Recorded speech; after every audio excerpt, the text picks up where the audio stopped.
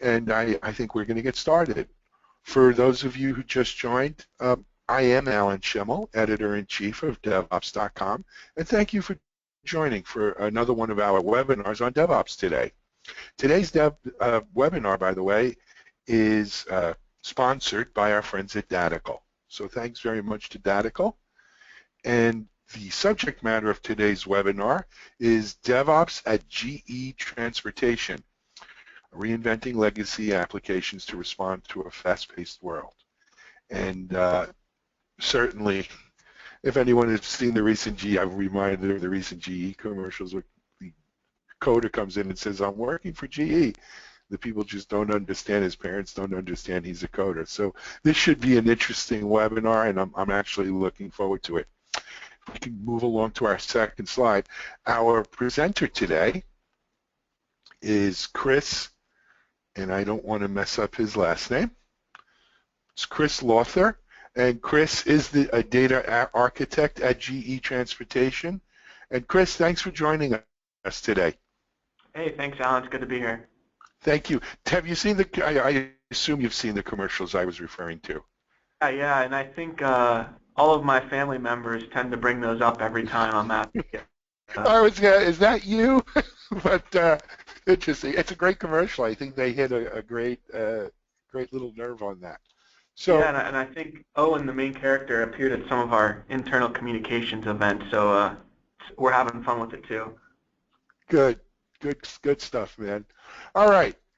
So Chris, I'm going to turn things over to you here, and our audience, I'm sure, is eagerly looking forward to a great presentation. Yeah. All right. Well, thank you, Alan, and good morning, good afternoon, good evening to everyone on the call. Thank you all for being here and taking some time. Again, as Alan said, my name is Chris Lawther. I've been at GE Transportation for about 9 years. In the last 2 years, the majority of my projects have been focusing around our database, our development processes, our release processes, and I've been trying to answer the question of how do we need to leverage our database so that we can enable faster value delivery to our customers. So our agenda today is I'm going to give you a brief introduction to GE Transportation and Maintenance Manager, which is the application that I've been working on. I'm going to walk through our historical development and deployment process, and then I'm going to focus a lot of time on our DevOps improvement, and then at the end we'll wrap it up with some of the benefits that we've seen. All right, so this is GE Transportation. We've been around for about 100 years. In 2014, we had a revenue of around $6 billion, which in the big GE picture makes us pretty small, but we're still at $6 billion. You know, that's still a pretty large company. We have a few main product lines that are shown on the screen here. One of our most recognizable products is probably the locomotive. And if anybody wants more information on GE Transportation, they can go to getransportation.com. So the application I've been working on for the last few years is called Maintenance Manager. And the first release of Maintenance Manager was back in 1997, which I think makes us pretty old in the software world. It actually puts us slightly younger than Yahoo, but older than Google. So if anyone's keeping score at home, that's where we fit into the IT software world. One of the primary functions of this application is to manage locomotive repairs and locomotive service shops. So if you think about it like this, when you buy a car, you have to get that car maintained in some way or another. You have to get your oil changes, your tires rotated, parts that need repaired, you have to go get them fixed. And you take those to a service shop. So similarly, we have service shops across the world where customers will take their locomotives to these shops to get repaired. And our application manages the repair process of those locomotives in the shop. So one of our primary user bases are technical craft. These are some of the mechanics that are actually doing the repairs on the locomotive. We have both internal and external customers that are using this. It's used across the globe. I think I mentioned previously we have over 70 different service shops where this is used 24 hours a day, 7 days a week. Not to mention the countless managers and other users that are in offices or in their homes. So the 24/7 availability is very important to our customers. And we have about 10,000 plus users. And so the locomotive itself, it's actually a very expensive asset, so it's crucial that our customers have these up and running. And this is how Maintenance Manager helps deliver the value to the customers. We ensure that they have the fastest repair cycle as possible, and they can ensure that by using our application. So when we think about how we deliver value to our customers, and we ask the question to ourselves, why do we want to deliver fast?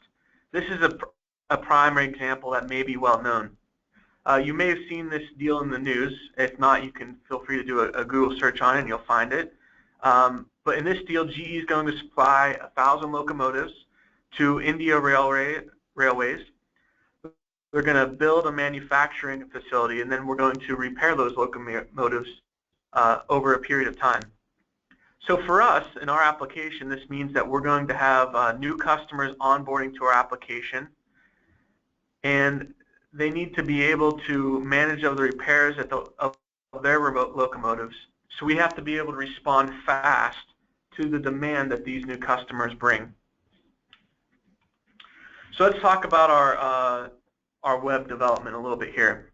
Probably most of you on the call are familiar with this process, but basically when we're developing our web code, we have developers, and they're going to make their development, and it's going to be built into a jar file or maybe a WAR file or whatever type of technology you're using. And it's going to get deployed to any of the environments that it needs to get deployed to. And this is pretty straightforward. And if this was the extent of our complexity in the software world, it would probably remain pretty simple for us. But when we add some additional complexities to this, it becomes more difficult.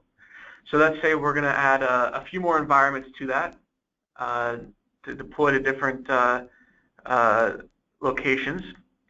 And none of these environments are going to have a single node, right? We're an enterprise application. We need to have high availability. And naturally, we don't just have one module in our application. We have multiple, and the complexity grows very quickly. And then let's not forget our regulations and standards that we're following, right? So we can't forget our SOX and ISO guys, and maybe some of you can relate to that, or there's HIPAA regulations for healthcare, different things like that. But very quickly, this becomes a process that's very complex, very difficult to manage, and it takes a great deal of time for the team to manage this process. As a result, our releases become less frequent, our defects increase, and we're spending a ton of non-value added time managing this process.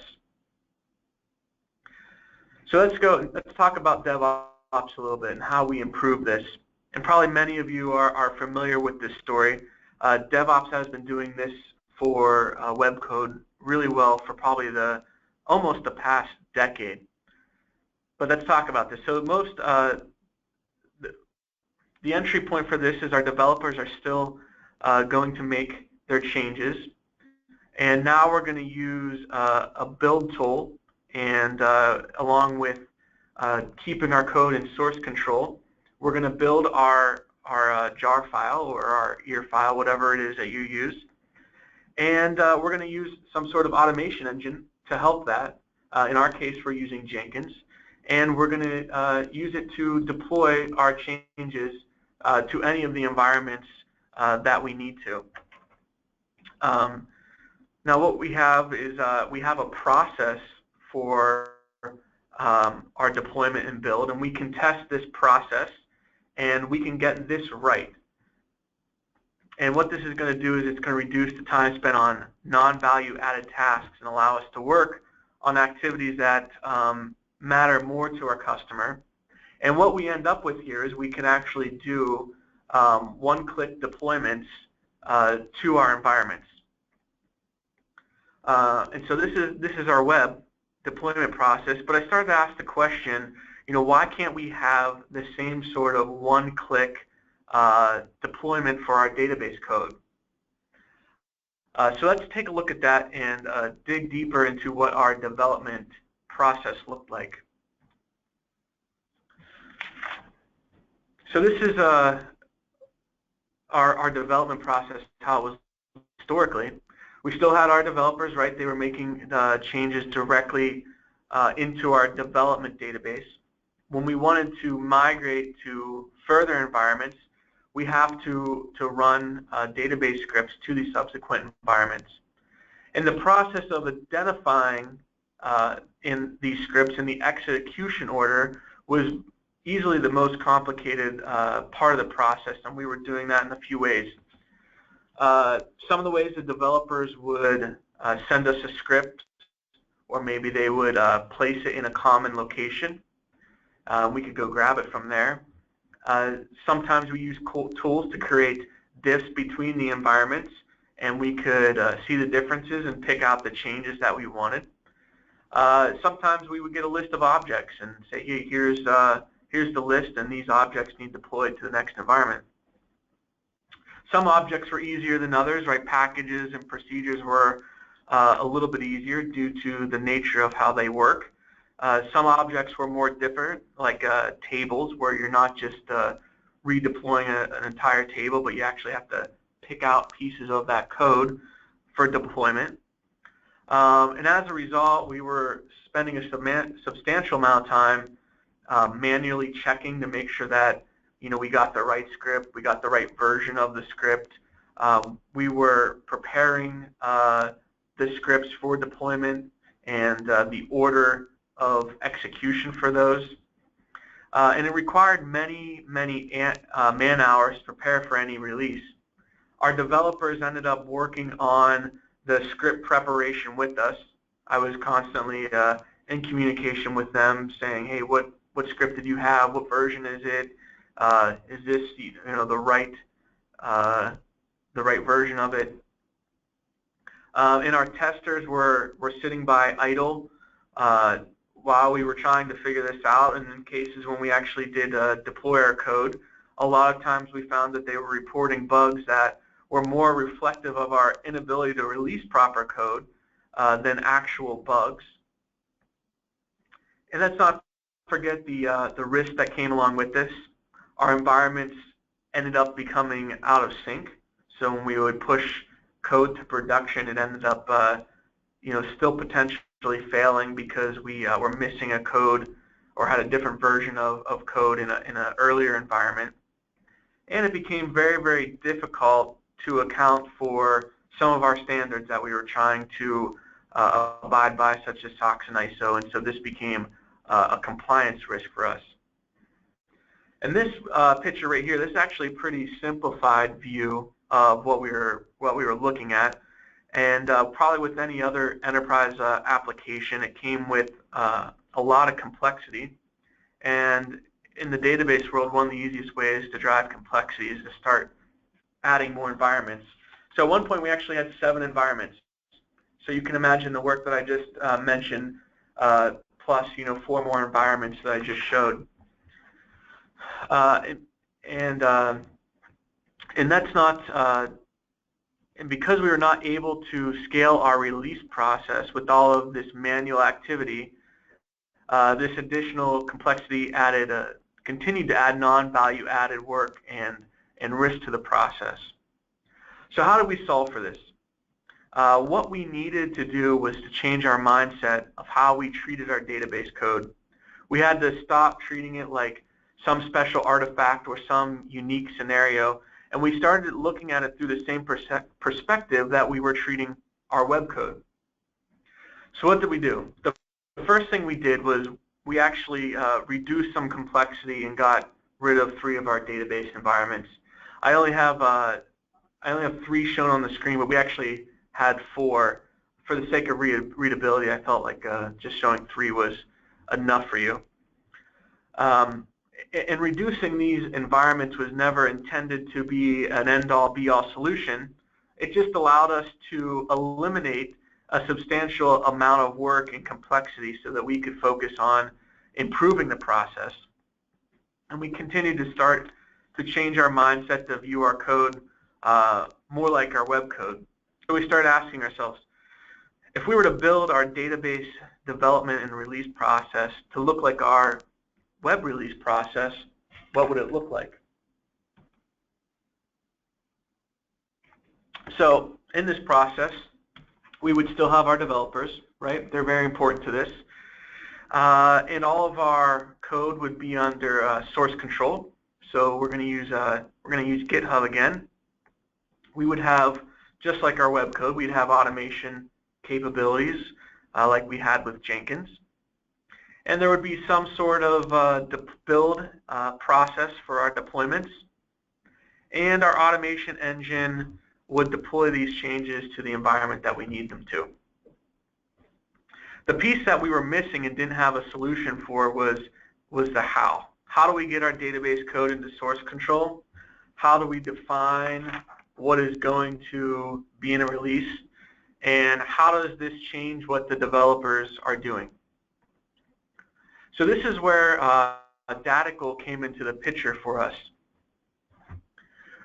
What we did was we used Datical as an entry point to our development. And first, we used Datical to import our existing code base and store it into source control for us. And this is huge because, like I said earlier, our application was started in 1997. So now with an import function, we were able to import our existing code base that was developed over the past almost 20 years and save it in source control. And we had actually never had our entire database in source control before. We probably had full exports of the code or a backup of it in source control from time to time, but we never had a process that was actually going to keep our database code under source control as we made changes to it. So like I said, Datical became the entry point to our development process. Developers they use Datical and they can go in there and make changes directly into it. And then as they make the changes through Datical, they're actually going to label these changes. And I'll explain more about those later. That's going to be an important step. And then through Datical, they commit the change to Git, and then they do the deploy right through the tool to the specified environment. And now our database development process starts to look much closer to how we treat our web code. What I want to do is talk about a little bit of the setup of this and go deeper into some of the screens in Datical and how we used it. So right here, what you're seeing, this is actually a screenshot of our Datical environment in the application itself. And what you're seeing is this is actually the deployment plan perspective. And what we've done is we've set up each of our environments in this screen, so you can see we have dev, int, stage. In production's further off to the right. It just it would have been too small to include on the screen for us. In the order, and these are in the order in which we're going to deploy them. So in order to make a change in Datical, we would create what's called a change set. And you can see there's a button for it on the left as one way to start those. But then there would be a change set wizard that would help us author these changes. And they have a wizard for probably 20 or 30 different types of objects that you can create in a database depending on the technology that you're using. And there's also an option too where they allow you to write your own code or scripts. So in this case, this is just a table that we created. So you can see here I have some column definitions, the data types, some constraints that I've defined on there. You can see I have that primary key button checked. And after I'm done with this, I'm going to click Next and finish through the wizard. And on the rest of the wizard, I'm going to add things like a label, the ID of the change, and I'm going to add my name as the author to this change. And I mentioned before about those labels, and I'm going to show again another example later. Sometimes for those labels we use our Jira story name, the release name, or even the object name that we're applying to it. And you can apply one or multiple, and they're going to be important when we come time to do our releases.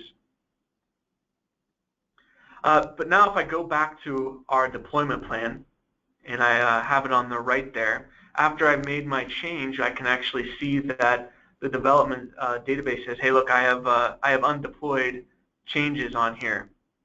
And what this represents is a change that I've authored in Datical but not yet been deployed to the database. And from here, I can do a few things. I can do a forecast, which is it's basically going to be a simulation of the change.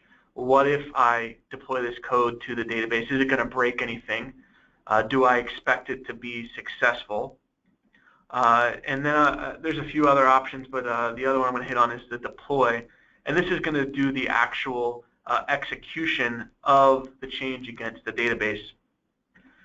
And when I'm satisfied with this change, I'm going to commit it to Git. And this is a very important step, and there's a plugin that Datical has that allows you can do Git or CVS or SVN, whatever type of repo you use. But whenever I commit this code, now it becomes available to our other developers to see, and it also, most importantly, becomes available to our automation engine, which can then use it for subsequent deployments. And storing our code in Git is important to us because it's not just me doing the development work, right? Like I'm sure many teams have many people involved. Our developers sit in a variety of locations around the world, and we need them to have the ability to check in and check out code and be able to see each other's work in an easy way. And so when I deploy this code to dev, Datical is actually essentially rehearsing deployments for us that we would do in subsequent environments. So I'm going to do is I want to show you a little piece of the back end of what Datical builds to see what I mean about a rehearsal of those deployments. So this is an example of a table that's actually stored on the database. And what this table is doing is it's keeping track of the changes that are made to our database and the order in which we made. So some of those fields I mentioned, I talked about before when we were going through our change set wizard, right? We have our ID for the change, which I mentioned before. A lot of times we use the Jira story or our Scrum story that we're developing for. The author, whoever created those change sets, the date executed against the change, and there's our labels again, and these are provided by the developer, and it's used when we do deployments, and a lot of times we pick those based upon, when we do a change, what's the next release date that we're going to do this deployment. So examples I have on there, like a fiscal week 48 or fiscal week 2, those are examples of maybe some release dates that we were going to have. Or you can label them by different pieces of functionality or by Scrum team. But what is important is that the team works out how they best work for them. And every time a change is made, like I said, it gets stored in this table. And then when it comes time to release, what Datical is doing is it's looking at the label that I selected, and it's determining, has this change already been executed against the target database, and what order does Datical need to execute this change. And if you think about it, all of these changes that we've done have already been executed against a previous database, right? When it comes time to deploy to our subsequent environments. They may have been made over a longer period of time, right? It might take a few weeks to build a set of changes that are going to be part of a release, or a few days. But nonetheless, they were made and they're going to be deployed in the same order that they were previously executed against the database. So when we look at this and we're going to do a deployment, let's go to our Jenkins environment. And if we were doing a deployment to any environment beyond dev, this is what a developer or an operational resource would see when they're going to do that deployment.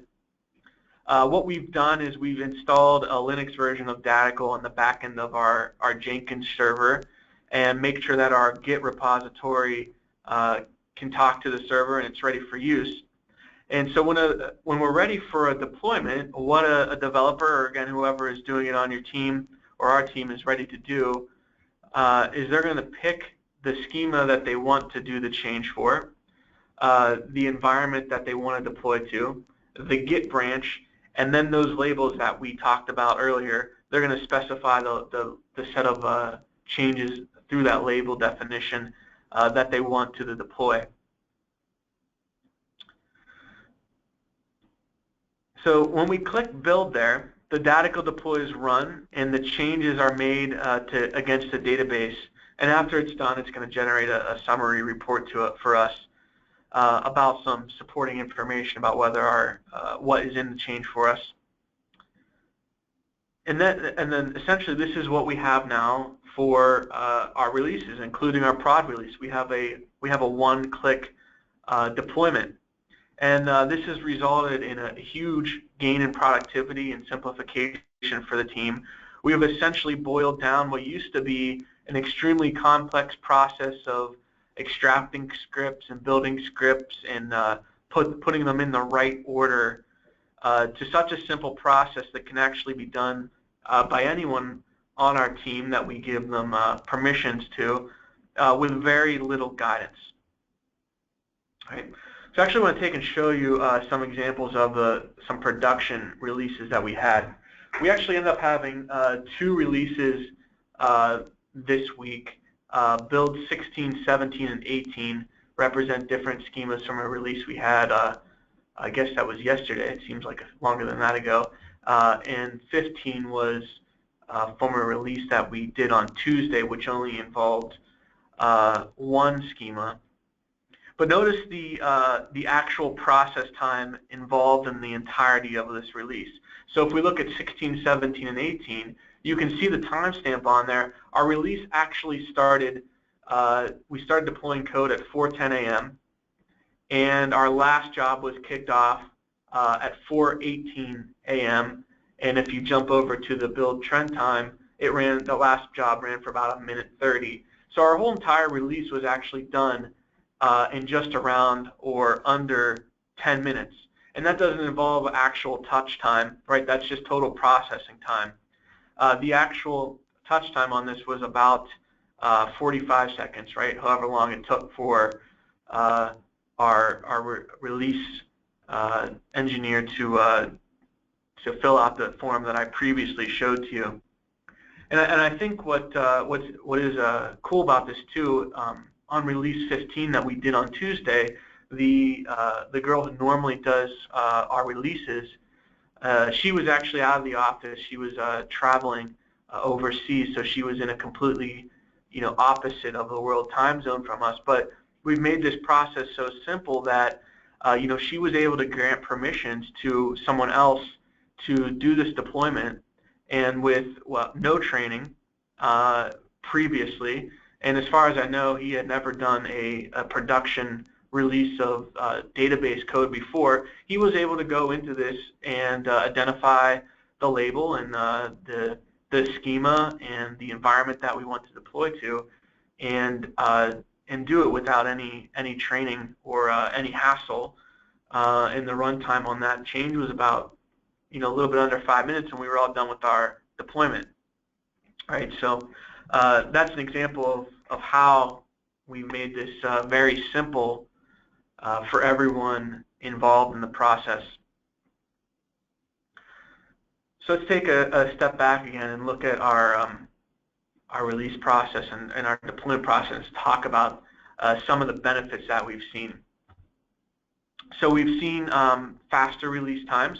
As I mentioned in the previous one, our total deployment time for the database code was about 10 minutes. And we think, and our full release was about 30 minutes, which we actually puts us about 4 times as fast as we were before, which results in less downtime for our customers. And that's very important to them because our customers have told us that, hey, every minute you take down our application, it costs us tens of thousands of dollars in productivity because our engineers and our technical craft can't make repairs to the locomotive. So we're saving our customers productivity time by doing this. We've eliminated a lot of errors and the potential for error in our process. We are at literally a deployment of 1 click per schema involved in our release, like I talked about earlier. And also the errors are released because we've essentially rehearsed this deployment previously, and Datico built that little table for us on the back end of our database. And so this was nothing new. It's we've released all of this code to our previous environments, and it was just a matter of doing all of them together or multiples together at the same time. And now what we have is we have a standard process that can be measured and proved upon. If anybody's ever read, the Phoenix Project, they talk about walking through the manufacturing line on a shop floor and comparing it to your software development process. Well, this essentially right here, this is our software manufacturing process, and now we can measure it and we can improve upon it.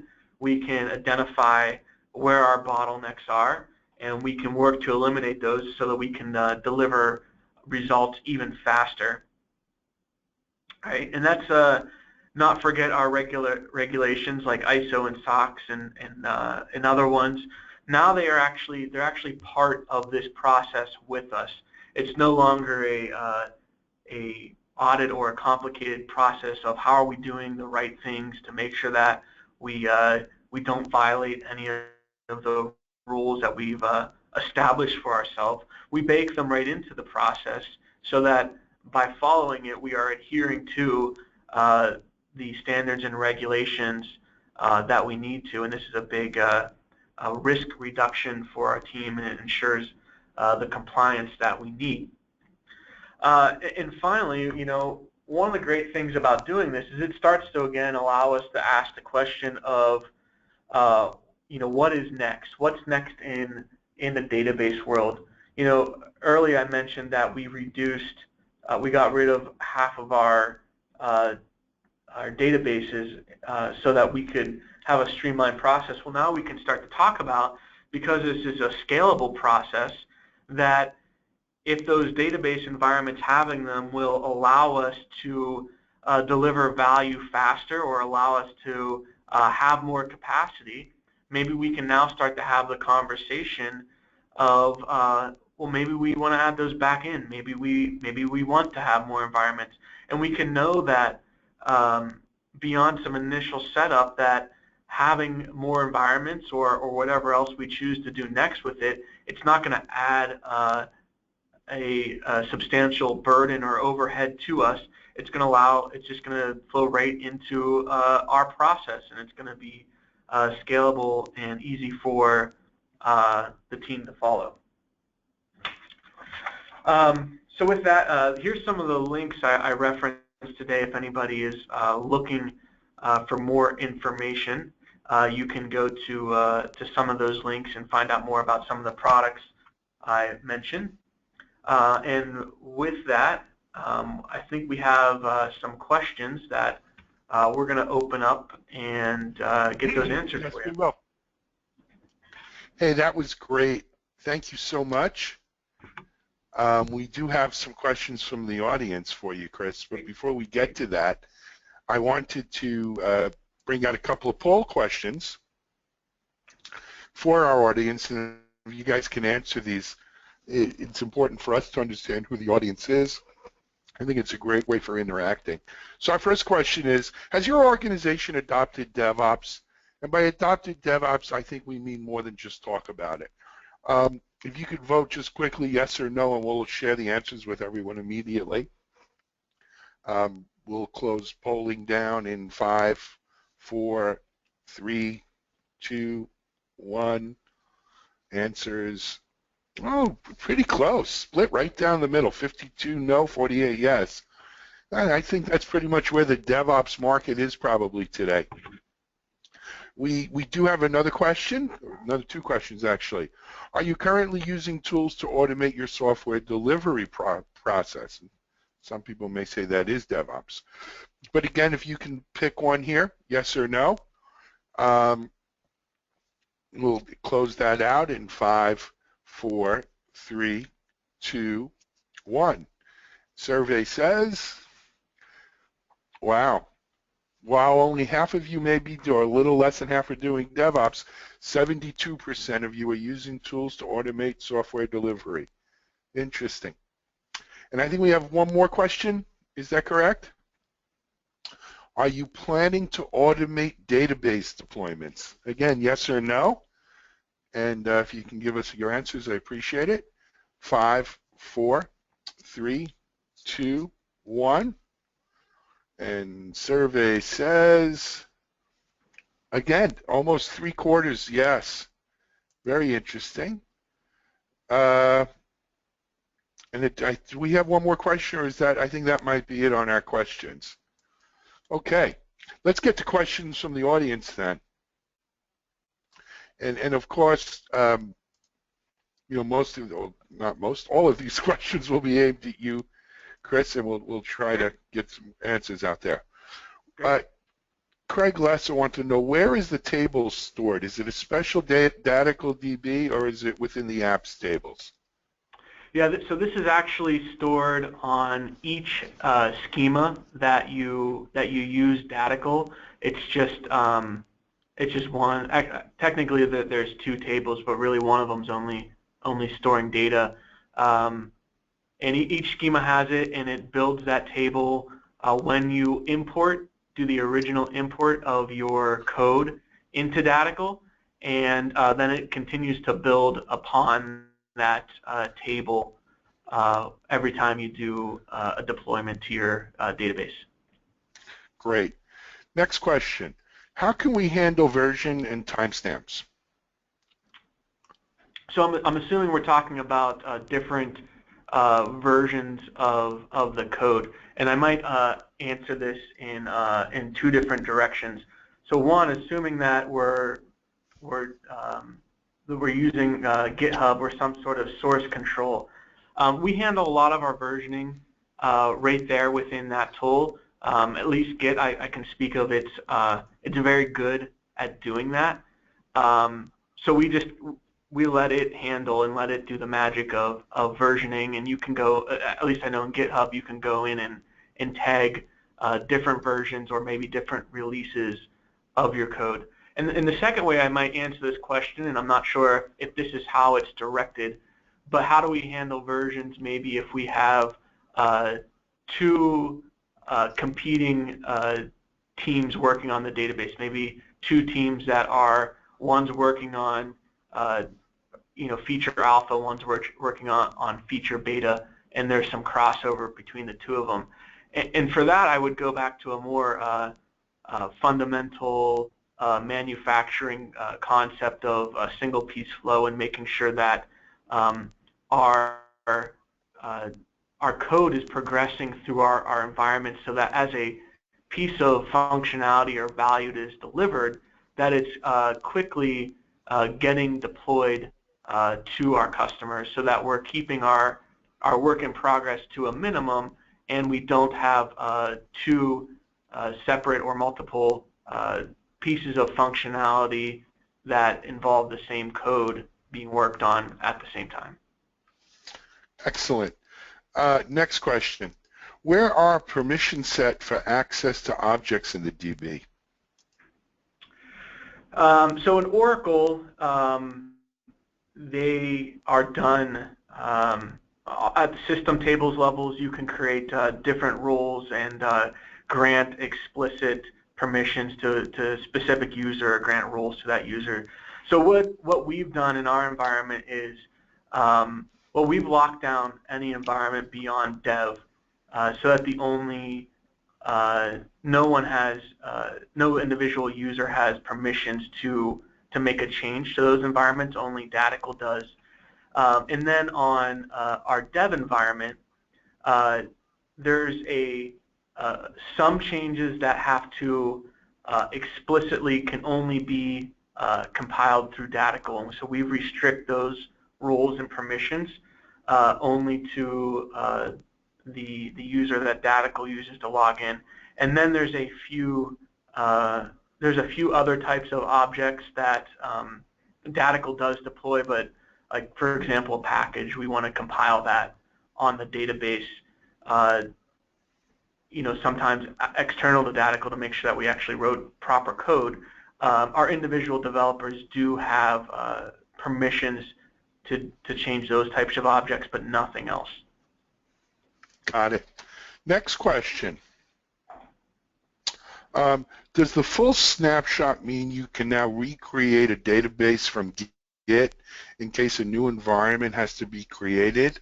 Also, how will you add this new environment to the workflow?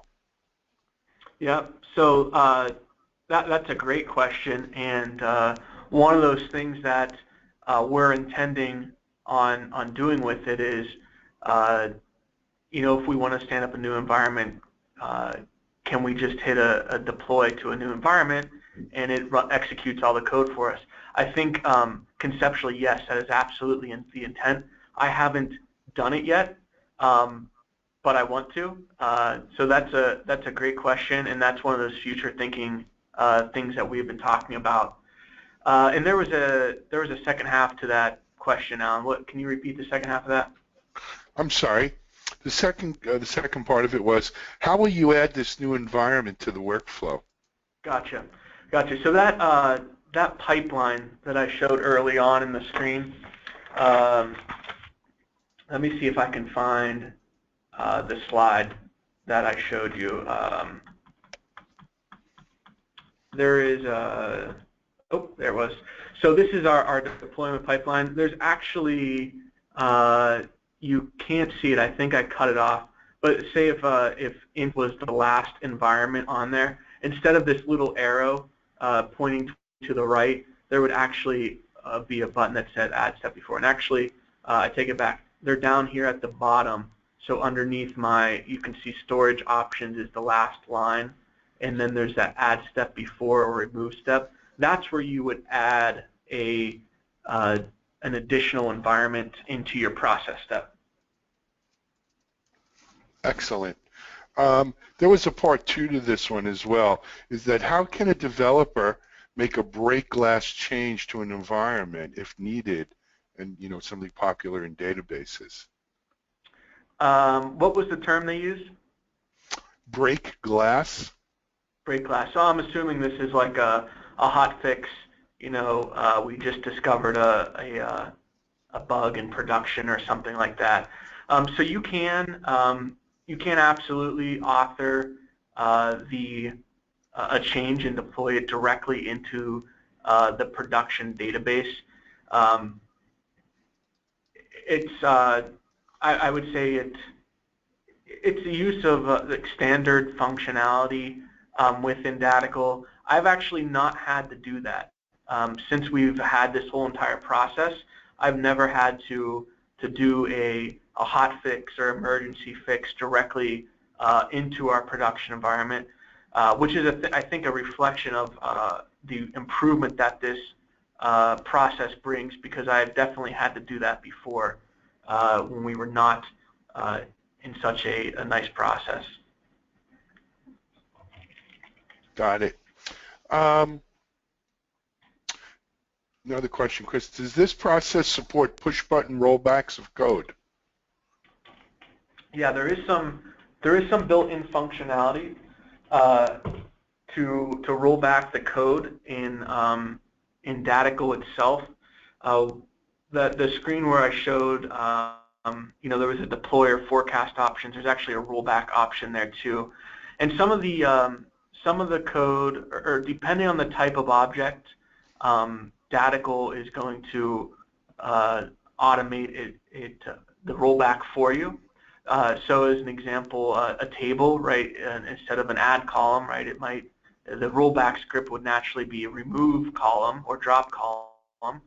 And some of them, and depending on what you're wanting to do, it gives you the ability to, whenever you create the change set, you can also define a custom rollback plan as well. Got it. Next, how does this? We may have to ask one of our Datical folks on the back end for this. How does Datical handle rollbacks? Do you know, Chris, or? So whenever you do a deployment, it's going to create a rollback script for you, and there's like I mentioned earlier, there is that rollback button, and it's going to essentially bring up that list of changes from that database table that have been executed, and it's going to say, okay, at what point do you want to roll back to? Got it. Sounds easy enough. Yeah, and I've had to do very, very little of those too, less than I was historically, and I think that's a reflection of the process improvement. Got it.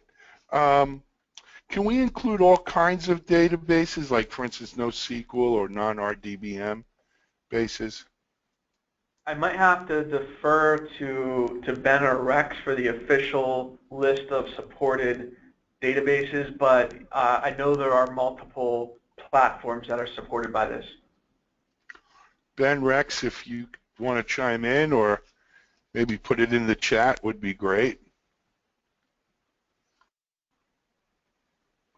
We'll come back to you on that and try to get you a good answer. Chris, how do you ensure that the data is saved in the event that you need to do a rollback? I'm assuming transactional data. How do we ensure that the data is saved?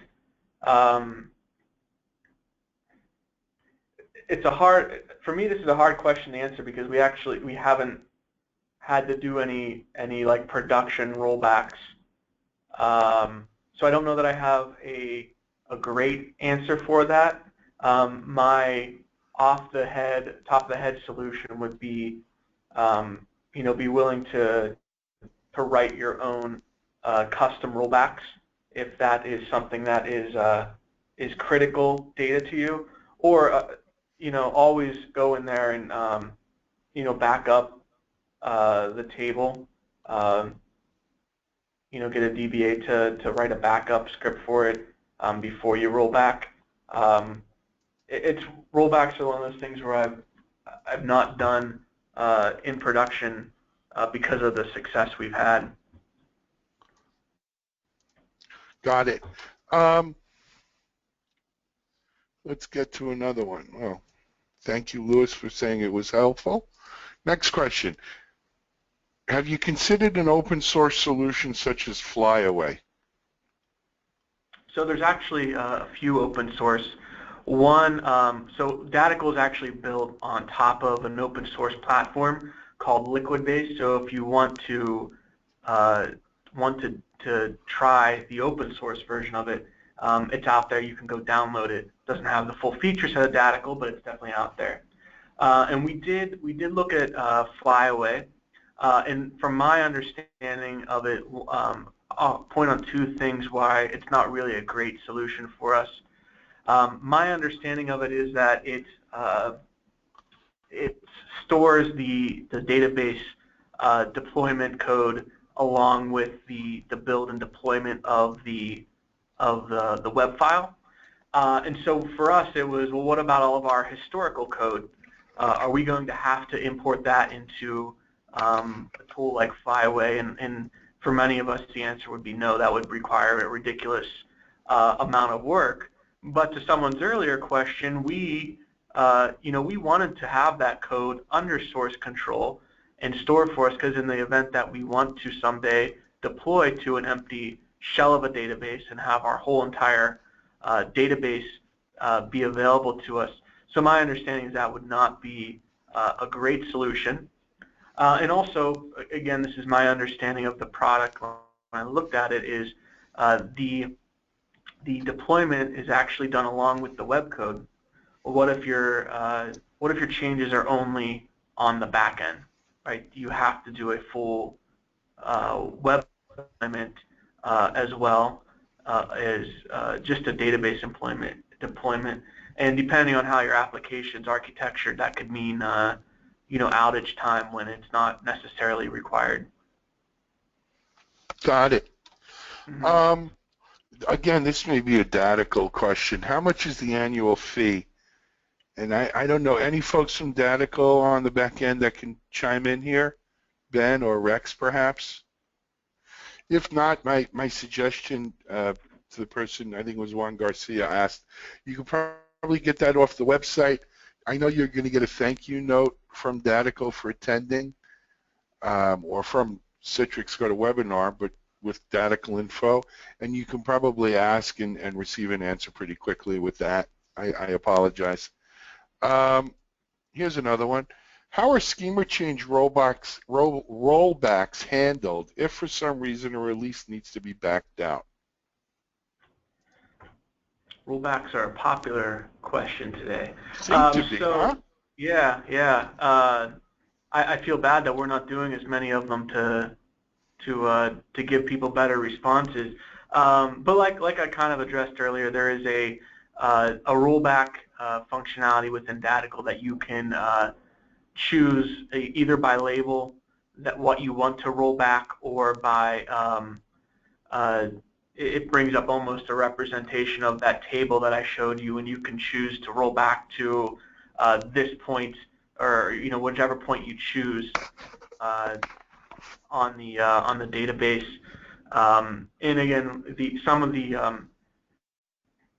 the objects have pretty good rollback capabilities automatically, that it will automatically build a rollback script for you.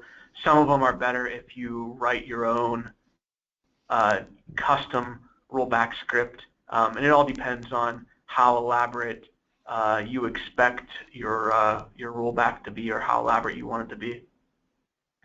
Got it. Do you have a data modeling team to provide standards and control proper, thoughtful database changes? How does Datical handle importing complex SQL scripts instead of creating change sets in their interface? Yep, so for the standards part, our application's been around for a while, so we actually do have a running list of standards, and we document those in we use Confluence to document our standards. And there actually is a rules engine as well within Datical. I didn't talk about it, that you can define a rule that said, all tables must start with, whatever you want it to be, or anytime you create a var char, it has to be a char data type and not a byte, right? So there are rules that you can create to enforce some of the standards to that. And what was the second half of that question? I got to tell you, I apologize. I moved on looking for more questions, and I don't have it in front of me. Okay, I apologize. My fault, Chris. I'm just looking here. We have so many questions, and we're about 3 minutes before the hour. Mm-hmm. So what we can do, though, is I will get you the rest of these questions in writing, Chris, and if you have a moment you want to respond to some of them, that would be great. We will we'll put them up on DevOps.com along with the recording of this webinar, which has been recorded, will be available on DevOps.com and YouTube along with the slides, so it's all there. It's a full recording. And I really think at this point, maybe one more question for you. Sure. And we'll go from there. So Lewis Edwards asked, does this work with Circle CI and other, continuous integration solutions, or just Jenkins? I'm not familiar with Circle CI, so I can't comment on that one specifically. But I know it has a Linux installer and a Windows installer to it. So it'd be more of a question of if your continuous improvement tool or your automation engine can, if you can write Linux calls to a jar file or an executable, at the bare minimum, it can work with your tool. If and I know that Datical does have plugins for Jenkins, and I believe IBM Urban Code is the other one, but I don't know. I can't speak to whether there's a plugin for other applications as well. Yeah, agreed. I think on that note, Chris, thank you so much for a great presentation, some amazing insight into how DevOps is being handled day to day along with Datical at GE Transportation. You guys are doing a great job there. Thank you very much to Datical for sponsoring today's webinar. And most of all, thank the 150 or so folks who were in here listening to Chris and asking questions. We appreciate it. Hope to see you at another DevOps.com webinar soon. Until then, Chris, thanks again. Thank Guys, you. this is Alan Schimmel, Editor-in-Chief, DevOps.com. Thank you so much for joining us today, and we hope to see you at the next DevOps.com webinar. Bye-bye.